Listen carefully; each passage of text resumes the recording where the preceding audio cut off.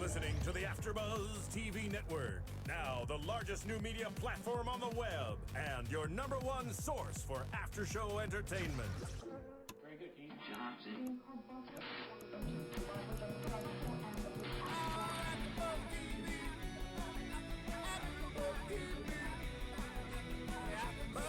The AFTERBUZZ Studios in Los Angeles, California, presented by Maria Menounos and Bing.com, and streaming live thanks to Akamai Technologies. This is AFTERBUZZ TV's The Following After Show. We'll break down tonight's episode and get you all the latest news and gossip. And now, another post-game wrap-up show for your favorite TV show. It's AFTERBUZZ TV's The Following. Well, Bing is for doing, and we are doing the AFTERBUZZ Following show. I'm Joe Sanfelippo. I'm joined, as always, by Mr. Joe Braswell. What's up? How you doing? Joe is a producer at Grantland and an extra. We also have Nando Velasquez with us. What up? Formerly from Attack of the Show. Yeah. And we have Teresa with us tonight. Teresa Law. She is a network publicist. Noted network Hey, guys. publicist. Noted. Yeah. Noted network publicist. And that's all we can tell you. Everything else is top secret. All right. Well, it's nice to be with you guys tonight. What'd you guys think of the show tonight? I thought it was great. It was definitely an adrenaline rush of an episode for me. And I'll even go as far as saying it was my favorite episode so far. Ooh, big prediction. Yeah. I will second your favorite episode so far. I thought it was interesting because we're trained to think trust no one very early on. And this episode just takes it to a whole other level. I also really liked how they teased out Parker's flashback one by one. So each one was like a puzzle. And then ultimately at the end, you're still figuring out, what side she's on. So I liked how they did that. And I think it's really cool that she has crazy cult parents. Dude, That's isn't that awesome? And the flashback within the flashback, that was kind of deep. That was some was Inception good. action It right was there. Definitely on some Inception. Flashback. How on the deep flashback. will she go? Yes. And the whole time, I thought it was really cryptic when she said parental influences define us. And I was just thinking about that the entire time. Don't forget, a couple episodes, she said she specializes in cults. So this is pretty deep. This goes into why she, I guess, studies cults, because she was part of one. Yeah. Right. Yeah. Could you imagine growing up in that? And then, that creepy Yes. cult leader with that creepy smile That on was his well face? cast. Oh, gosh. He Yeah, didn't it really was. say much, but he creeped me out. Yeah. The episode, I love the episode in general. Is actually, I agree, it's probably my favorite episode because we finally get to see sort of Ryan Hardy be a badass, which is really what I really wanted to see. I mean, we got to see him do his thing. We got to see him, really own those two guys, be fearless, I loved it. I love seeing Kevin Bacon. Looked be like he Kevin had Bacon. fun, huh? Oh yeah, no, he was definitely, It reminded me of Christopher Walken. You guys ever see Suicide Kings? yes. I mean, he sits there and he controls that whole movie from tied to a chair, and it had that same vibe right there. He's like, I own you guys. You guys are total amateur hour. Yeah. That was awesome. I would say this was the most fun episode. I don't know if this is my favorite episode. I'm not sure, and I'll tell you why later. But this was definitely the most fun episode, mainly because we got to see Ryan use his mind and have fun. He looked like he was having fun. This is the first time we saw him in present day where he actually looked like he was having a good time. I mean, even though he's captive and he's got guns to his head and someone's was giving him a stun gun at one point, and he was still having a lot of fun, like interacting with these people. He was very sharp. And I love that in the beginning, the whole point of view was great. He's like, screw it, you can kill me, that doesn't matter. Yeah. I've got Joey back. He didn't know that Claire had been kidnapped. Yeah. He's like, we win one way or the other. He's like, if you kill me now, who cares? We still win. And then by the end, of course, that all been taken away from him. But for that moment there, that was awesome. He's totally cocky about it. That was rad. Rad. I say the word rad. I'm not apologizing to you. Rad's a good word. We should have a drinking game as Bring to how back many times Rad. you date yourself in a show. Well, there was a 1989 flashback, and Rad is from '89. That's so what else there you happened go. in 1989, Joe. I graduated from elementary school. That's what I'm saying. You lie like a I rug. don't know what I'm saying right now. Where was? But I also this episode we got to see a lot more backstory. We talked about Agent Parker's backstory, and but we really got to see sort of the more of the followers and this mysterious Roderick, and we got to see the Joe Carroll web extending out to really more of a sort of a militant vibe. As but we saw we saw these young kids, these young sort of I don't know, like a truth or dare play. Well, yeah, I think we got used to this whole idea of like what kind of, like, I don't want to say college nerds, that's not a fair thing to say, but I mean what kind of kids that were in college would fall for an English professor's spell, and we got to see that for the first 5 weeks, and now all of a sudden it's like, and you know what, there were some crazy badasses that went for it too, right? And that's kind of, the scope is totally changing, right? And that's awesome. It really goes to show a little bit how what I took away from that is, these people, these disenfranchised people who are looking for something to believe in. That's one of the themes of the episode I really got. Is like we saw Parker's flashback with the cult, and it was these people who really like want something to believe in and want to believe in this cult. We saw the main stalker, Natalie Z stalker. What was his name? Charlie, who was just he was really impressed with Joe Carroll because he wanted to, he was a military guy who felt like he wanted to follow someone. He wanted to, he's calling Carroll sir. I won't fail you, sir. And Roderick, I won't fail you, Roderick. And he just really wanted to be a part of something and needs a mission. Well, he doesn't want to be part of a relationship, apparently. Well, later, but it's really just sort of shows all these. So I guess my point is, we have a certain group of people, disenfranchised people who want to be a part of something for one reason, maybe it's emotional. Then another group of people who, these military types who are used to taking orders and want to be part of something, but Joe Carroll's able to capitalize and all those things. And with Charlie, we find out that he was discharged because of psychological reasons. Sure. Yeah. Well, what do you say? He killed 9 people, 2 terrorists, 2 militant, whatever the other 2 were. I think we're 5 that were legit. There were 5 and 4 he just because they were in the way. Right. They and then Joe's eyes just lit up. Yeah. Were they? You were good to have around. You say. Yeah.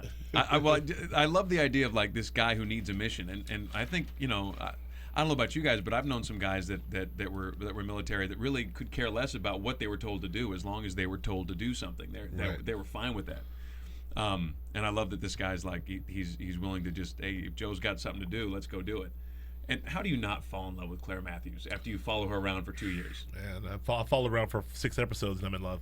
Done and done. I mean, done and done. Yeah. I mean, anyway, I'm a big fan. You were just wishing you were Charlie, I think. That's what you were doing. That's a little creepy. Yeah. No, That's and how we talk. I mean, she's still hot when she's escaping. She's hot. She's in the. Her hair is wet. The wet hair. Oh, she's just like, you okay over there? No. You're right. I'm a having lot of trouble. O's. I'm having trouble. All right. I'm with you though. I know. We're going down the rabbit hole together. I know, but I'm a little more silent than mine. I think Natalie Z is a very beautiful woman. That's been well documented. Absolutely. On this podcast.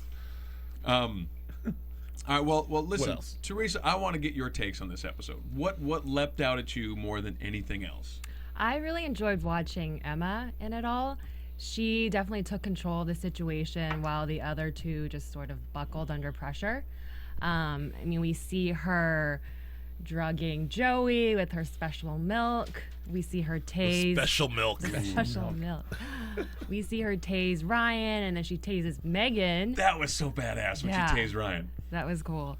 And she just really stepped up to the plate. And ultimately, we see her betray Paul and Jacob at the very end, which shows that she is indeed 100% committed to Joe. I know we sort of questioned that because she obviously was in love with Jacob, but she is devoted, and she proved it in this episode.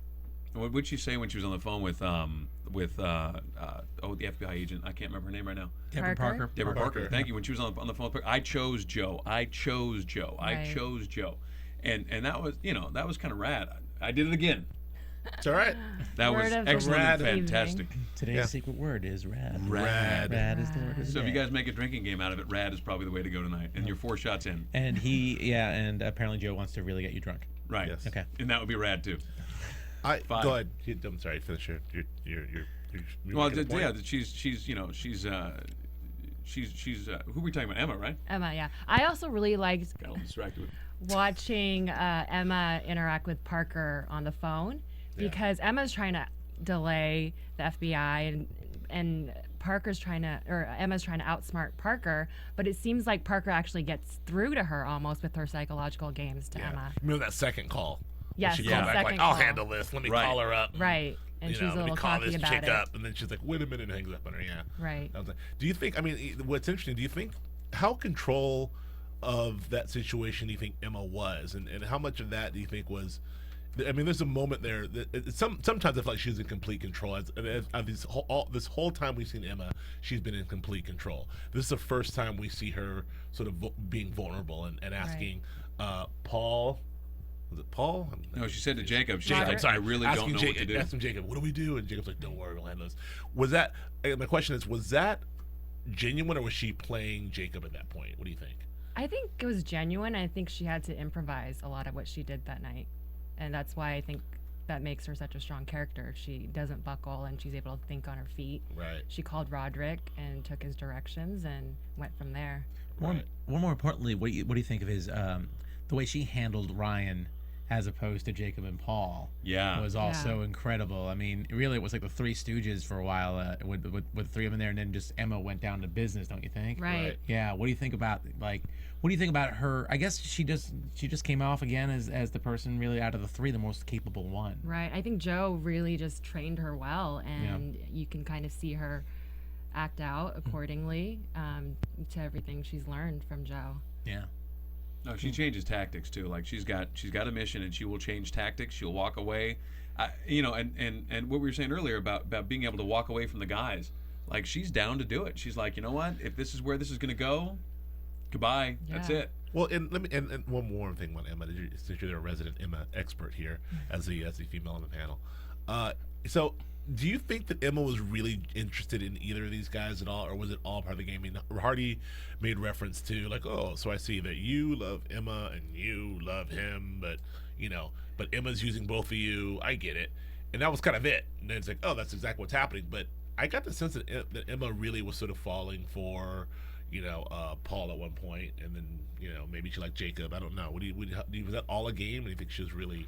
From a girl's perspective, Yeah. I would say so. It seemed like at the very end when Jacob calls her on the phone Right. and says, why did you leave us, Emma? You can really see it in her face that it was she was hurt and she had no other choice but Right. to do what she did, and it was hard for her. Right. It really affected her. Right. But the mission comes first, right? Right. The mission comes first. Absolutely. Joe comes first. That's story, her, or however you that's her wanna- game. However you want to word it. Cool. All right, cool. Joe, else? Mr. B. She has more. Oh, was there more? I mean, what else? Do you have more than Emma? Do you have another thought? Okay. Those were my big takeaways. Okay. Talk to me, Joe Braz. Talk to us all. Tell me what leapt out at you the most out of this episode. Well, I touched on it at the top. Don't touch on it. Just tell me. All right. Don't touch it. No, sorry. Rad. Do a shot. Do a shot. I'll touch it. No, I did touch it at the top, and it's Hardy. I really enjoyed the dynamic between Hardy and Jacob and Paul. Yeah, that was my favorite thing in the world. He completely owned them. He owned them from moment one. Like he's smirking, he's doing the Kevin Bacon Absolutely. head bob. He's got the smirk going, and these guys are like, "You tie him up, you tie him up. I'm not going to tie him up. You do it." I'll break his spine. Yeah, That was awesome. That was a great exchange. And his spine will be broken. And you'll be shot, and his spine will be broken. Spine will be broken. He owned them. So I thought that was really some really good stuff. And these two guys, I mean, that whole dynamic between the two of them, being especially specifically Jacob, who he's confusing because he goes from being completely inept and afraid to I'm in control, to inept and afraid to I'm in control. And I wonder how much that has to do with when Emma's in the room and he's like, "Don't worry, Emma, I got this. But when Emma's gone, he's like, "What are we gonna do, Paul?" So I don't know which which Jacob is showing up there. He's caught in the middle, man. I don't know. I thought it was funny when he just stepped out and wanted to prove to everyone that he was like, I'll kill Megan. I'll kill Megan right now. Right. Yeah. And where'd that come from? Actually, that felt a little. No, it was the The whole motivation thing. there was, And, well, I love the way they did that because No one thinks I can do it. I'll do it right now. Ryan but it was was pushing well, buttons. Ryan was playing the whole gay thing, and Right. and like it's so funny to me. It was well written, I thought, because it's like you're a fag, she's not a fag. You guys might be, and they're like, we are not, no. and I'll choke this chick out just to prove to you I'm not. And that was funny. Like, you could play that, even in this situation, so complex, so convoluted, but you can still bring it down to that moment. You've already established yourself as the alpha, which is what Ryan Hardy did. So he's the alpha. I'm the FBI agent. I'm the baddest guy in the room, even though you guys are killing people, whatever. And now if I laugh at you guys for being gay, it's going to turn you guys on. And I'm not turn you guys. I'm sorry, make you guys nuts. And it did. It would turn you on. Listen, there's no judgment here. Yeah. Well, maybe from you. All right. No, so yeah, I love that, but I really, I just, I don't know. I'm really confused and still confused by Jacob. I don't understand, I don't understand where he's coming from, where he's going. Like, again, like this back and forth, and I understand that it's brought on by Hardy, so they can go on, but, I have to say I'm really having a little bit of trouble with Jacob's character and what he's doing there. Man, he's the one.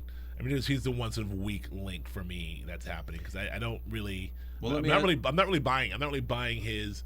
I buy his like weak and I can't kill anybody. I don't want to do this. I don't want to be here, man. The cops are outside, man. It's game over. We're gonna die. And then Emma's like, "Don't worry, I got this." I don't. Well, to be honest with you, I think Jacob's character is the most complex of the three of them. I think I think that's I like the writing on Jacob. I think that they do a good job making him complicated. I feel like we're supposed to be confused about Jacob. Yeah, I think so. And maybe we'll find out later on because he's in process. Everybody else is committed, but Jacob hasn't. I mean, he's still a guy who has not. He's not done the deed, so he's not committed one way or the other yet. And I think that's evident in everything he does. I like that. I like that it's still up in the air. You're not sure which side of the.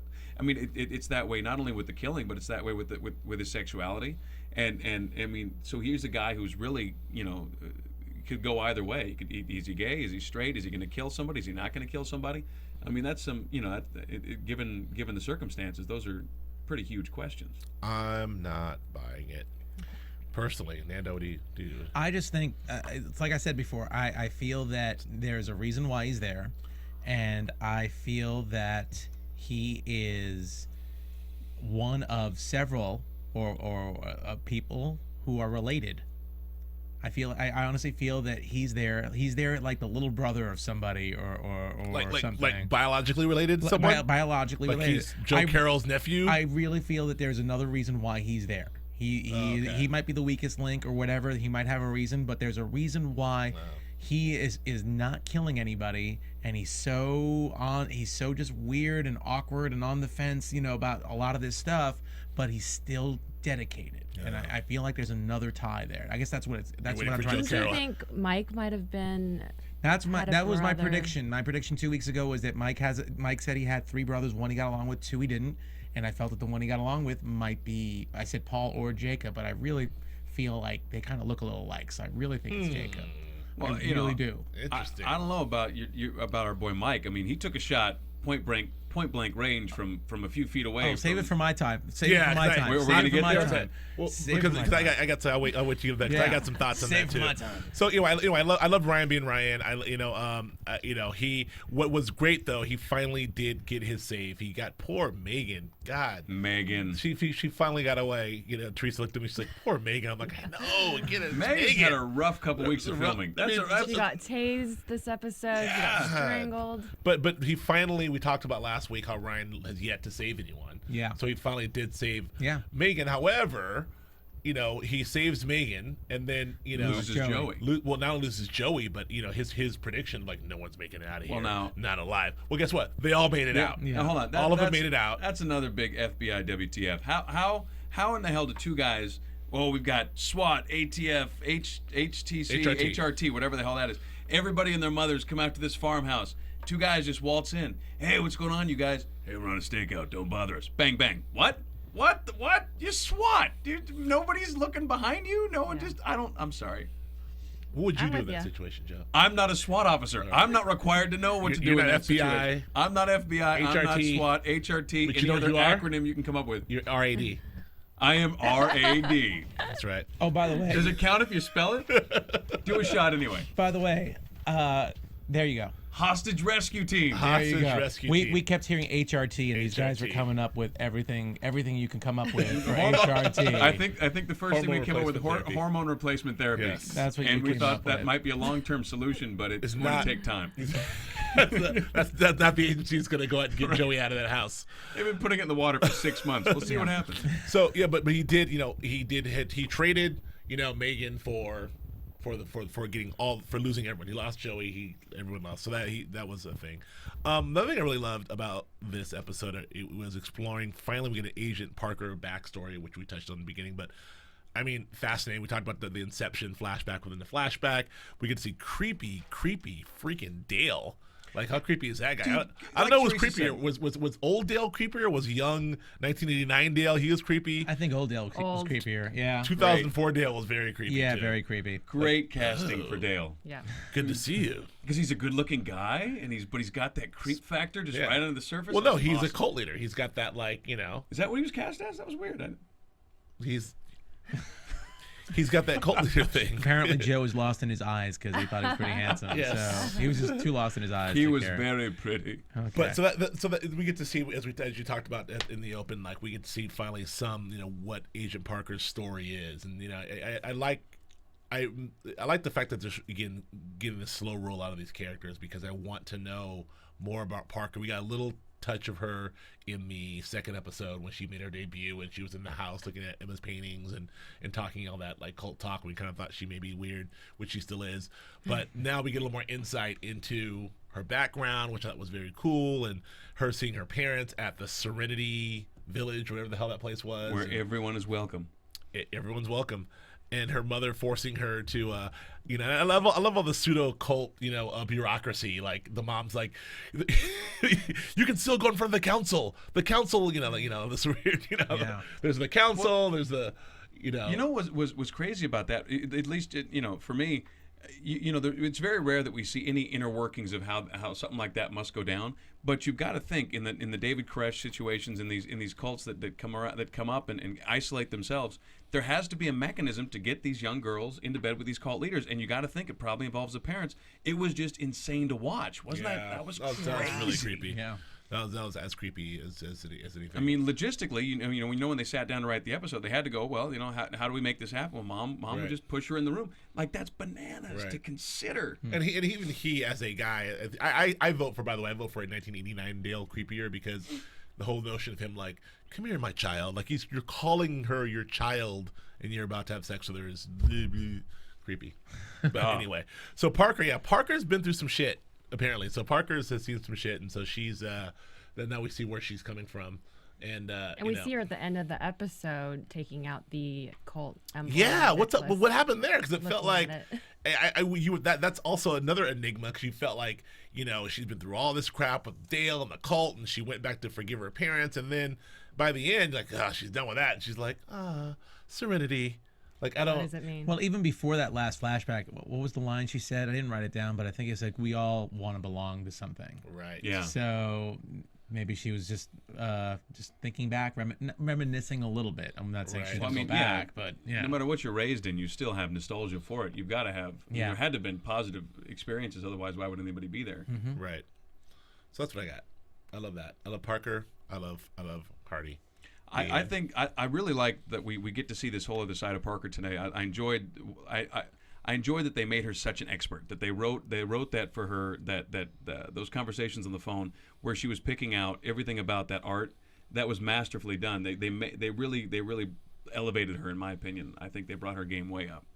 Yeah, and that's the first time we've seen anybody outside of Ryan from the good guys do anything doing worth a a damn. flashback. Yeah. Well, I mean, it's only her and Mike Weston that I guess we're really tuned to right now. I mean, that U.S. Marshal, the one that looks a little bit like Sam Jackson. Yeah. He's there every now and then. It looks like Raj from What's Happening. All right, like a combination of the two. Agent Raj. Yes, there you go. Agent Raj. Man, how can we go past one podcast without referencing like an 80s sitcom? Seriously, how can we do this? Ladies are older. Joe I know. graduated from Elementary grade school in 89. 1989. That's Grade why. school. That's I why was 89 born, I Dale. was born in 89. Yeah, actually. you were 23 years ago. We did the math. That's why 89 Dale's creepier to him because he was so young. know, Man. that's what I He was- was that was afraid. He was picturing himself young. with him. Yeah. Oh. Yeah, or Agent Rod standing outside. Anyway, Yeah. when Claire disappeared, that was so goofy. I just want to make Where'd she go? Oh darn! Are you kidding? I want to make one other note about Deborah that I think is really, really interesting. She decided it took her 15 years to forgive her parents. Right. 15 years. 2004 was the flashback where she forgave her parents, which was the same year that the killings were happening. So, yeah. So I feel like there's still more to the story. I'm not saying this is my Deborah Parker's a follower type thing, but I'm saying there's more. That I feel like there might be more connected to this story. Right. That we're missing out on. It's just really coincidental that 2004 was the flashback where she forgave her parents. Right.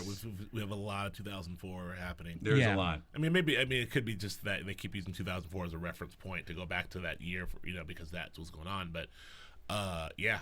But, then they went back to 89, which is I like that we learned how to go back to 2004. You do it with a flat iron and a Dodge Stratus, and then you're in 2004 and everything's fine.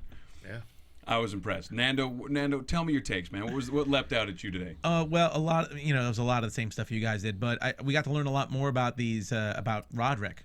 For example, I mean, last week we thought the person that was taking Claire to the warehouse was Roderick. Right. Turns out it's not Roderick. Hank. That's our boy. No. Well, Hank's the one that died last episode. That's right. But I didn't really hear the name at all. Charlie. But I found out it was Charlie because there was a preview clip that Natalie Z talks about Charlie being her follower. So that's how it came out. But I don't think they really even mentioned it this episode. Yeah. So, but anyway, so we found out about Charlie that he's from the military, and we discussed his kill count, so to speak. That he's murdered 9 people, 5 for war reasons, and 4 just because they got in the way. If you're in the military, it's not a murder; it's a killing. And he was, I guess, in the cybernetics department.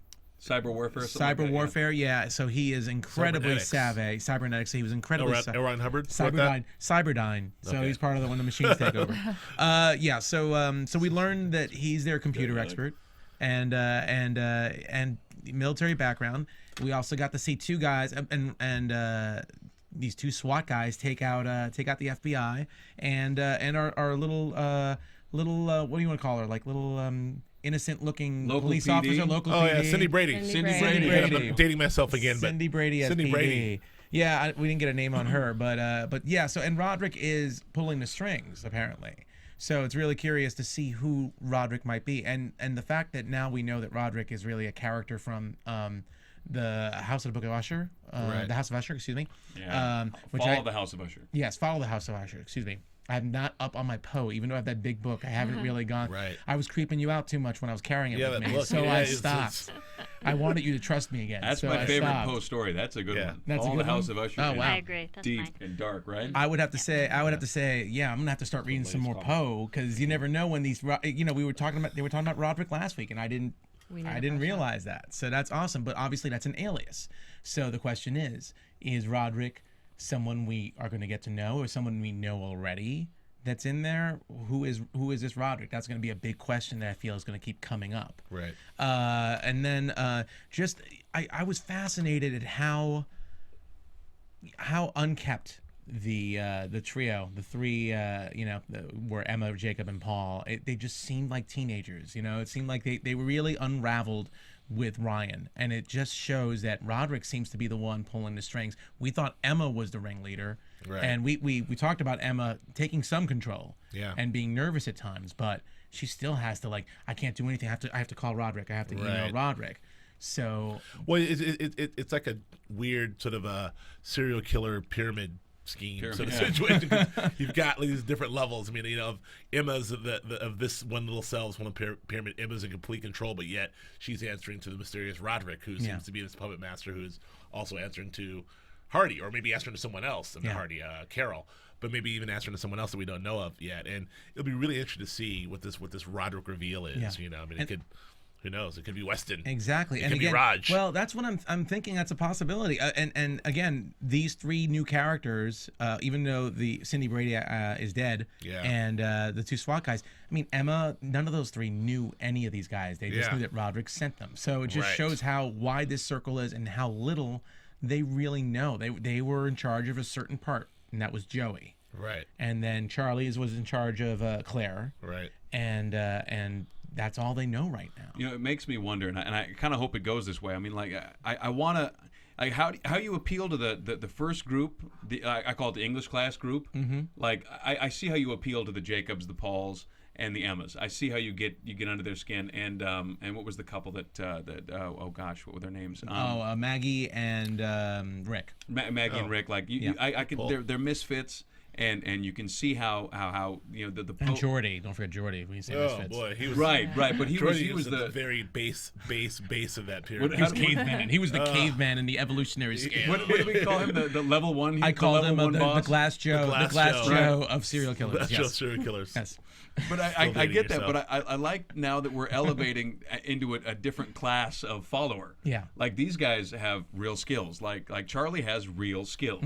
Real genuine badass Hank guy. did these two SWAT guys. Right. You got tactical stuff going on. Yeah. Right. So I want there to be a larger plot. I want a larger plot to be revealed. I want there to be money involved. I want there to be not just one man's revenge or one man's idea of a fun, interesting. Here's this revenge I'm planning. I want there to be something in it for heist movie, like I don't know, something in it for these guys. Well, I don't feel like there's anything in it for them right now. Well, I think there's still a super objective that either these guys don't know because they're too loyal to Joe, or something. But there's a super objective, and I have a feeling that Roderick knows what it is. That's what but I want. Those three don't know, but Roderick knows what it is. Roderick's a lot more trusted. Roderick. Yes. So, and then the other thing I want to definitely bring up is, and I know I almost every single week I start talking like a conspiracy theorist, but I really am. This brings out the inner conspiracy theorist in all of us. I really think I really love Mike Weston as a character, and I still don't trust this guy because I'll tell you why. Because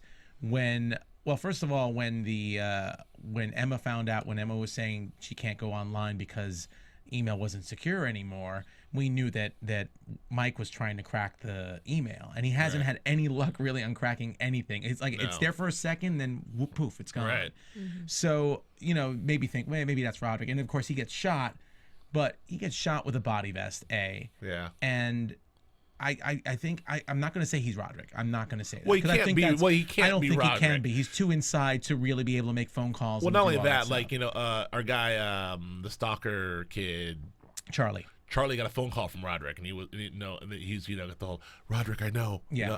I'm on it. Well, the only way that would work is if Cindy Brady knew that Weston was Roderick, and they were both together, and he was able to make a phone call with her there.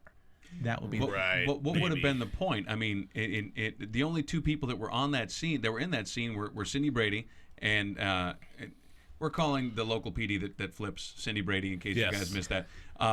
So local PD, Cindy Brady, and Mike Weston. Well, she turns and shoots him. Here's what I'm going to say. He had a body vest on. And right, but whose benefit would that be for, though, except for Emma's and Joey's? They were the only other two people there.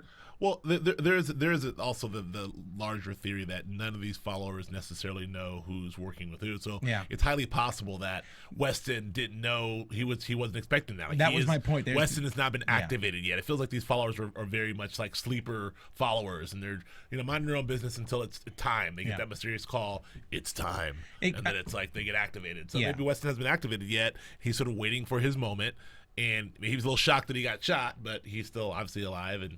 Well, they have to get away. And the other thing was going to say, they have to get away. So, I mean, and if they're going to get away and Mike's perfectly fine and Cindy Brady's perfectly fine, then it's a WTF, a big WTF that maybe they can't get out of. So maybe it was like, you're going to have to shoot me, you're going to have to fake it, just in case someone's watching, we're still in the open or something, or who knows. But my point is that just because Mike Weston was shot, I don't think we should discredit that he's really a good guy just because he was right next to a follower who flipped. Right. Pretty much. I'm saying don't discredit him. I will say that I'm getting a little like, look, I love the show. Obviously I love the show. We're doing the show, we're following the show. I think it's suspenseful, but I'm really getting slightly concerned about the plausibility of Joe Carroll mapping this plan out. Like how big is this chessboard? Yeah. Like how many steps ahead is he of it? Like it's like whatever happens, he's like, just like my plan. Like, you got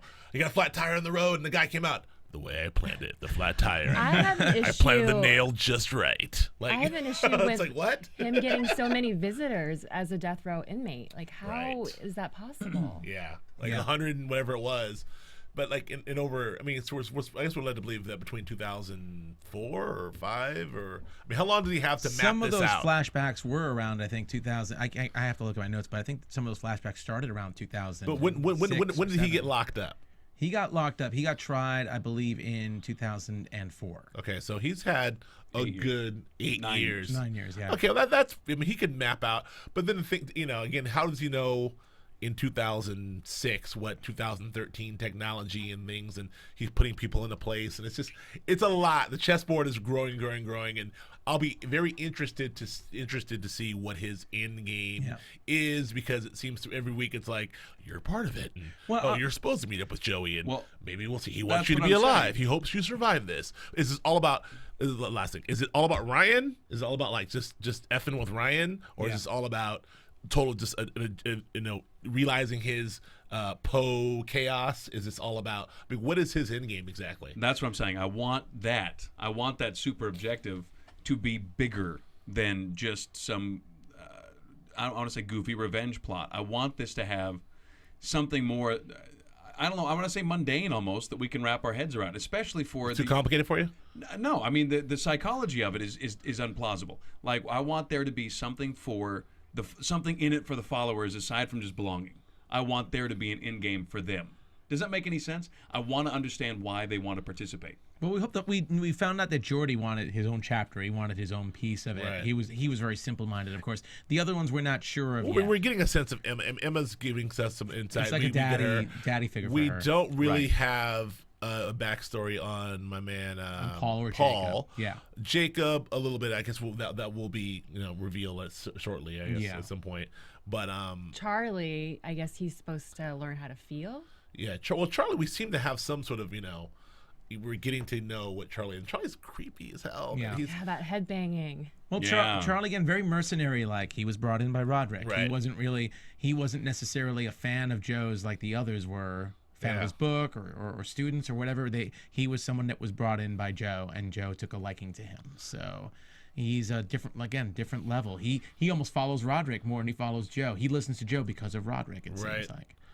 Well, I mean, I don't know where that gets passed. I don't know where that torch, like where that mentor torch gets passed. Like if Roderick brought Charlie to Joe, it seems like Joe and Charlie got on pretty good, and they have something between them. Yeah, not just their shared love of Claire. What are your takes, sir? What are your takeaways there? Well, this is my take. I want to talk about Charlie and Claire. I usually want to talk about Claire, but that's beside the point. Yes.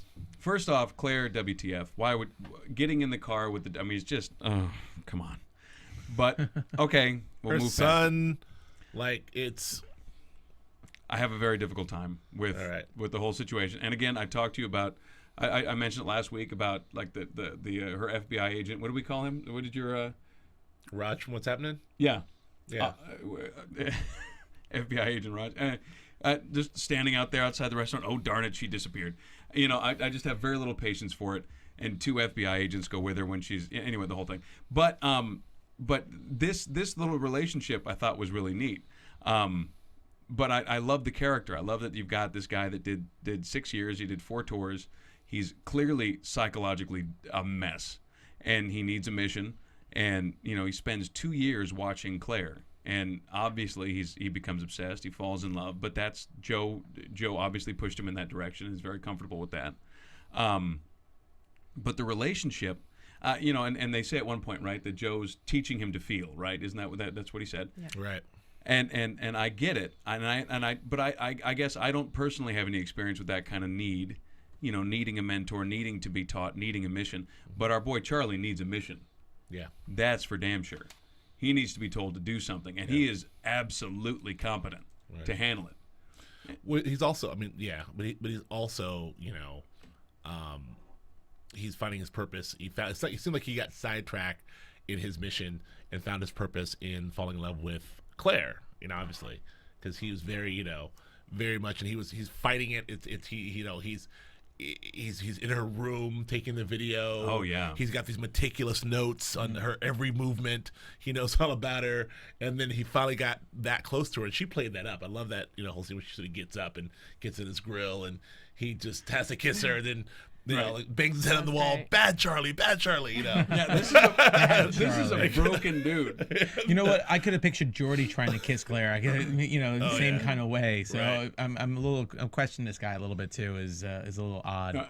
That is the only scene in the show that I didn't like. This episode was Bad Charlie? no. When I liked that, but the way they had Claire kind of realize that like, oh wait. He thinks I'm hot, like just the way that kind of dropped in on her. Like, Well, that was tough. I don't think it was that. I think that she, I think that was realistic because I feel like that, Claire, they the first couple, they went through great lengths in the first couple of episodes is painting Claire as this super, brainiac intellectual, along with Joe Carroll, and rivaling Joe Carroll, and super like she's a professor as well, and we yet to see her really do anything other than sort of cry in a room and be upset. So this was an opportunity for her to go out and really and use her smarts and try to flirt with this guy and kind of use her sexuality to get in his grill and. And you're right. They needed to get her out of the house. There's no Yeah. way around it. It was a total dead end sitting there in the house. Yeah. And I had to get her out. I actually kissed the screen, the TV screen, when she got up. And Did you? yeah, You were very fast. bad I breath, didn't see you go. bad breath. Like, no, I'm not supposed to touch the screen. He slammed his face against the wall. It's so rough. Hey, do we talk about how hot Natalie Z is? I don't think we've mentioned it. Natalie Z is rad. Yes. All right. Anyway, Shot. what else you got? I'm just trying to get people wasted at this point. I don't know if they're playing our drinking game, but I they don't ought know. to. I don't know if they are either. So Marissa, They're probably passed out. can you Google Natalie Z and hot? Sure. Just for you, Joe. I feel What like do the interwebs say? Is she hot? I can't quite. I just want to say I'm putting my love for Valerie Curry. So you guys can fight for your one woman all you want. Yeah, Valerie, I still fine. like Valerie too. Okay. Battle to the death for Natalie Z. Right now. Dude, and the bad part is we'll be dying on the ground. She'll just walk past us. Go, I wonder what they were yelling about. Anyway. And what else? What else you got there? I love the idea, and I'm not know if I love it, but I'm creeped out by the idea, definitely, of I'm your follower, and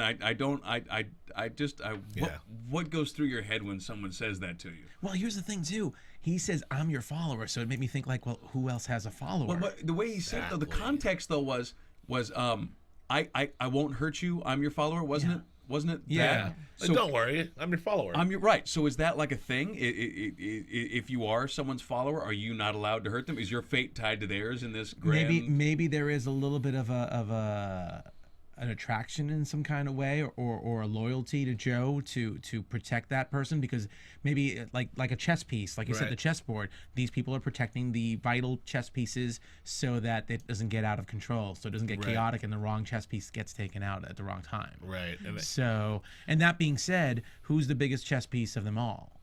Ryan Hardy. Right. So we have to wonder, does he have a follower? Yeah, he must. And I'm guessing Joey's follower was Emma. Right, and we already know. You and me, Nando, know who Ryan Hardy's follower I'm is. thinking, yeah. His name is Iceman. We're calling that right now. Oh, Westmore, the Weston. I'm thinking but I do like the idea of them opening that up. The whole we have a very specific definition of what a follower is, which is someone will put an ice pick in their eye or follow Joe blindly anywhere. And now we have a follower who is different I'm assigned to you. I'm your follower now. That's interesting. So it's like the buddy system. Yeah. And everyone buddy up with a serial killer. Right. Everyone buddy up. buddy. Yeah, again. I mean, I'm sorry. It's the chess pieces. I'm already. We'll see when these followers are revealed. Mm-hmm. I can already see Joe Carroll, like if it's Agent Parker, like, oh, you didn't think I had a follower? Of course, I had a follower for you too. That'd be I really thought of everything. Well, that'd be weird. I had a follower for everyone. Yeah. I don't think it's gotten that ridiculous yet, but you have to suspend your disbelief a little bit in this. But I will say that. But my disbelief is way suspended. I love the show. I'll say it to the end. I host the following AfterBuzz show. However, I will say this chessboard's getting pretty big. I need to see. Yeah, this guy is a goddamn genius. That's all I know. Here's the one thing I wanted to say that I forgot to say. this episode was not my favorite, and I'll tell you why. Because none of our predictions came Why? true. I wanted somebody to die. I wanted somebody vital to the story to die. I'm sorry, I just did. You know, So just the four dead red shirts didn't bother you. the 4 dead red shirts. I'm used to it. You know? Right. It's like, oh, whatever. Come on. I'm numb. I'm totally Nando. numb. No, but I Someone think, get that Poe book from this guy. Yeah, he's cold-blooded, man. He's calling for blood. No, but you have a situation where it seems like all these characters are not going to make it alive. You got the trio. You got Ryan. You got Megan.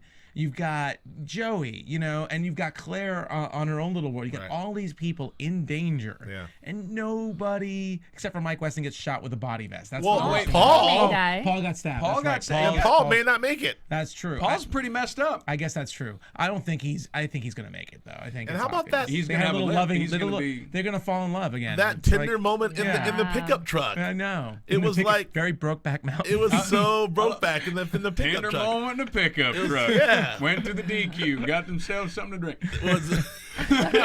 It was like, yeah, it was very sweet. Very It like, was. I thought that was Bridges a of strong Madison scene. County / Brokeback Mountain. It was a strong scene. Like, I'm here for you. Thank you for not leaving Thank me. you for not leaving me. I would And then never they leave hold you. hands.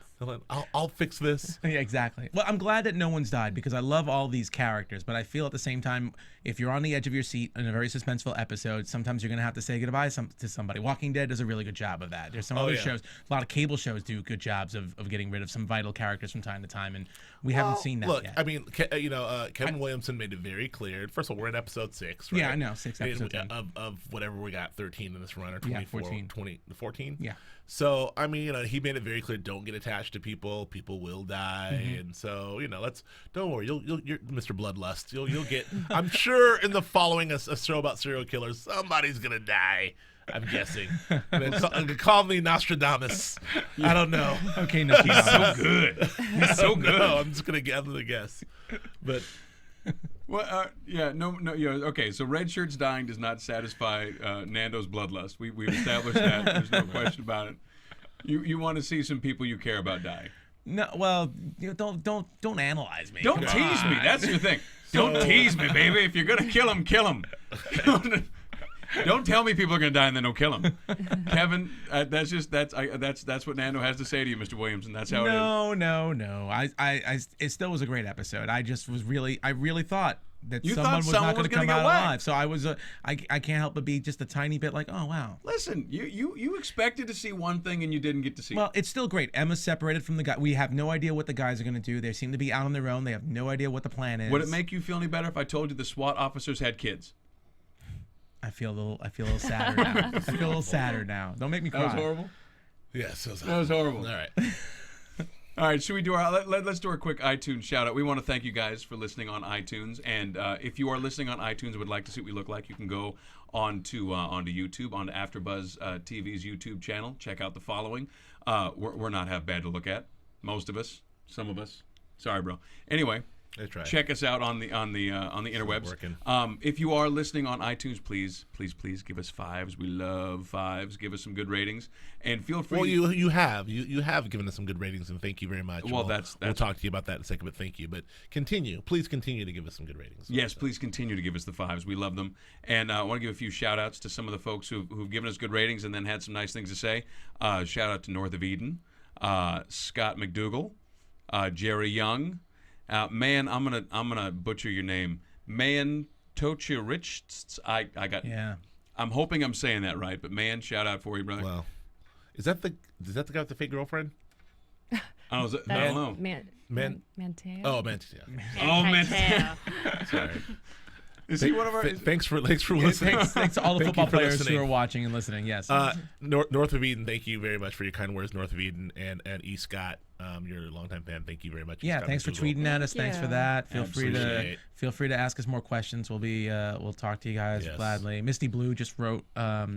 Did you mention Misty Blue yet? She I just didn't wrote mention Anthony James or Misty Blue yet. Oh yeah, Anthony James has been tweeting at us a bit, and Misty Blue just wrote something like an hour ago about before we even saw the episode because I guess she's on the East Coast or something. So This is East of Eden. Wait, North of Eden and Misty Blue are like two romance novels. They're like Right? They're like soap operas. in the Fabio 80s. is on the cover of your guys' I love it book. all. Misty Blue. Maybe Hair is waving in the wind. Can we hook up Misty Blue and North of Eden? Can we get those? I get them think together? we'd be remiss if we didn't try to. Misty. That would be rad. We're gonna have to. Well, one was from Twitter and one was from iTunes, so Okay. they're gonna have Well, to. They're gonna have to intersect. So there's in that way, definitely some too. cross. They have to cross social media. Same They have to platform. they have to cross platforms. North of Eden. cross-platform I relationship. sense a movie plot. Let's start writing Right? it out. Let's start writing this out. In a world. The world confused by Oh, Misty really? Look at Blue this and guy. North of Eden. Which one of us does voiceover? I'm sorry if you want What it. happened there? Sean Connery's in this movie too. No, he's not. What does Connery sound like? I'd never touch this movie. That was terrible. I rolled my R too much. Oh, I apologize to everybody. Is Sean Connery Spanish? No, apparently he got Latino. he got Latino. Latined up. That's so sad. He's the most interesting man in the world, Sean Connery. How does that work, Joe? You get paid for this, Let's right? hear I it. You're do. I professional. usually do. Yeah. You're the voice of Jägermeister, for God's sake. Don't you judge me. Yes, I am the voice of Jägermeister. If you guys like Yes. Jägermeister, Huh? Oh, yeah, Joe Fascinating. Sanfelippo is the voice of Jägermeister. and if you like Jägermeister, you should. It's rad, and you should do a shot right now. now. But thank God they don't ask him to do No any wonder you were voices. so psyched for this drinking game. God help Jägermeister if they ask him to do a Connery. No, it's all bad. That's it. Sitting in the booth for an hour, making everybody really uncomfortable. Anyway, thank you very much for your iTunes shout Yes, thank you very for much. everything. That's all we got. Well, let's talk about news and gossip. AfterBuzz TV News. Didn't jump, not a Good thing. job. Teresa, what do you got for us in news and gossip? So for all of you social media people out there like me, Fox partnered up with Vine, which is Twitter's video app. It's like YouTube meets Instagram. And they asked fans to record their reactions as they're watching the show using the hashtag #ShockCam. And so if you go on Vine now and you put in that hashtag, you'll see all the reactions grouped together. We've got to get Flippo on this thing because We he's. do. You know, if we can get him to figure out how to use Twitter, we can get him. He signed on up for Vine. Twitter, but he has not tweeted yet. You know, Yes, we I will should. tweet. We're working on it. We should have It'll posted happen. our reactions. Actually, you know what? We should do a Right. shot cam. We need We need to that. do one like in the We can do- studio with the main cam or something like that, Yeah. all at once. I do Agree. tend to jump when sounds come out of nowhere. Yeah, It would be entertaining. we'll do it for next Next week. time. We'll do it Next for next week. week. We'll do our reaction. How about that? All right. That sounds fair enough, and we'll put it on our Twitter feed. All right. Is that all we got? News? Yeah, well, Kevin Bacon was on Leno last week. Some interesting stories. We should put that on Twitter too. Actually, I'll put the link to it. But it was really interesting. He was talking about working in New York City and just walking by a bunch of drunks, like Yeah. homeless people, and apparently some guy was like, "Oh my God, Kevin Bacon!" It's just wintertime, obviously. Right. He's like, "Oh my God, Kevin Bacon! I'm such a big fan. I have to throw a snowball at you."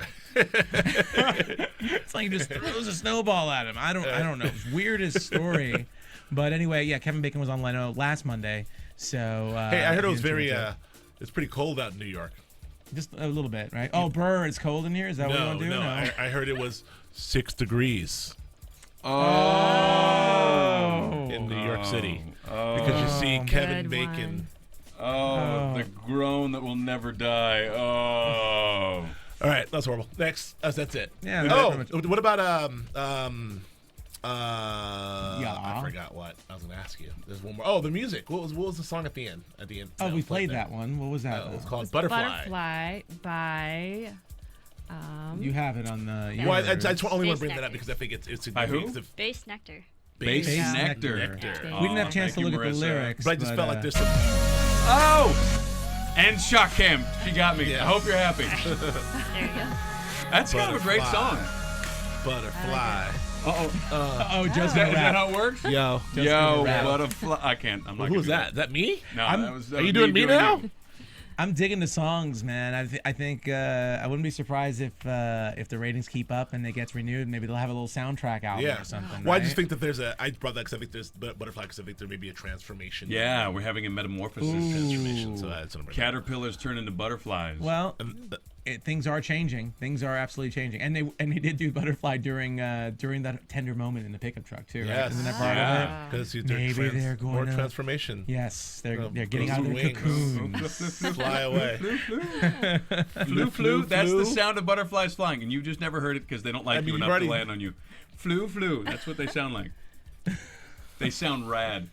All right, do a shot. That's it for news and gossip. Is that it for news and gossip? Yes. All right, let's talk predictions. And now, Didn't your jump. AfterBuzz TV predictions.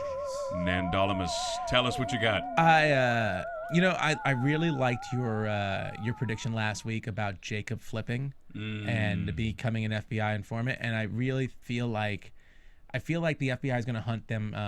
They're going to focus their efforts on those two right now because they're the ones that they know are in the area, and they're a little more inept compared to Emma. So I feel like they might get caught. That's what I'm thinking. I'm sorry, whose prediction was that? Wasn't that both of you guys? I think. All right, I thought it was more mine. I both chose. It was more I think I yours? said it first. I think I said it correctly. All right. Well, I Never wrong. I'll give you both of you guys respect for All right. that one. Well, yeah, So, Braz is before Flippo in the alphabet. In the alphabet. Okay, you can That thing take called the alphabet. and I believe a little older. I mean, as near as I Age can Before tell. Beauty. Is Right. that what you're trying to say? That's what I'm trying to say. Okay. Right. My father over here, he knows what's up. He knows what's up. Father. He was born in '89. That makes you. Oh, that makes you. me 70. Teresa. Teresa, what do you got in predictions for us? Just from watching the scenes from the next episode, it seems as though when Joe gets transferred to another prison. What is up with that? What is up with that? I feel like Legal system, WTF. totally. I feel like he's gonna escape somehow. I mean, we already know that there's so many people involved on the inside. Right. How is he? I mean, he's totally gonna be able to get away. And he was it seemed like that was, again, part of his plan. He's like, now it's time for phase 8. Right. Go to work. And she does the announcement. He's been mistreated. He's like, exactly. Now they transfer me and I'll get out of here. Well, you figure even in Silence of the Lambs, Hannibal Lecter had to get out at the end of the movie. So you can't keep him there forever. Yeah. So that's a pretty good call. What's that old joke? That old from the movie Soap Dish when one of the actors, they were talking about, he feels being in a coma limits his range. I mean, that's just you can only do so much from a jail cell. There's only you got to eventually get him out. Did you just drop a Soap Dish reference? I did.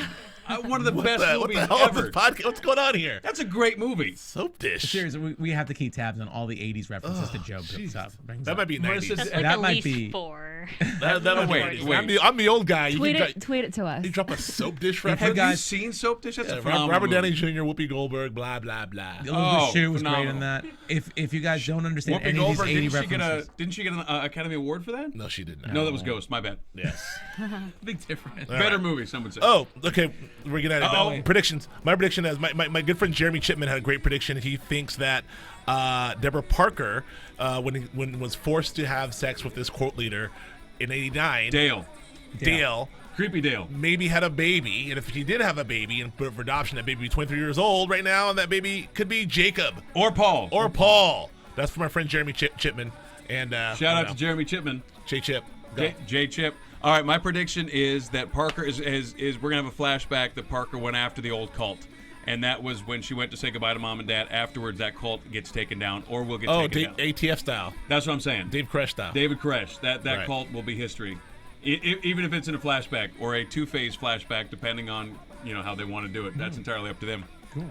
Is that it? That's it for predictions. Where can we find people? Where can we find you, Mr. Nando? You can find me on Twitter at Nandovel, Nandovel, or the Walking Dead podcast that we have here at AfterBuzz. Teresa, what do you got for us? You can tweet me at Following Buzz. You can tweet me at Joe K. Braswell. My Lucasfilm Star Wars Grantland series is still going on Grantland.com every Thursday. How many episodes in are you now? We're doing episode 3 on this Thursday, and so thanks for everyone watching. You guys that. should really check these out. These are awesome. Grantland.com. No, they're great. Thank you. And I'm also on Justified tomorrow night and the Americans, the one after that. And you're on Walking Dead. Walking said Dead. it already. Excellent. Did he say that? Yeah, Go. that's okay. I'll say it Don't- again. Don't you correct me. in Escape front from of Planet people. Earth for Joe Sanfelippo. Yes, please. Escape from Planet Earth is still in theaters. It stars Brandon Fraser, Jessica Biel, William Shatner, Sarah Jessica Parker, Rob Corddry, Jane Lynch. It's a great movie. You And guys Joe should Sam. take the kids. I'm in it too. That's it for us, yeah? Voice the Jägermeister. Have a beautiful night, you guys. Shout out to Ray Pratt and his colander. Yes, Ray Pratt and his colander. And Ray, your colander's rad. One more shot. Last one. From Bing.com, executive producers Maria Menounos, Kevin Undergaro, Phil Svitek, and the entire AfterBuzz TV staff, we would like to thank you for listening to the AfterBuzz TV network.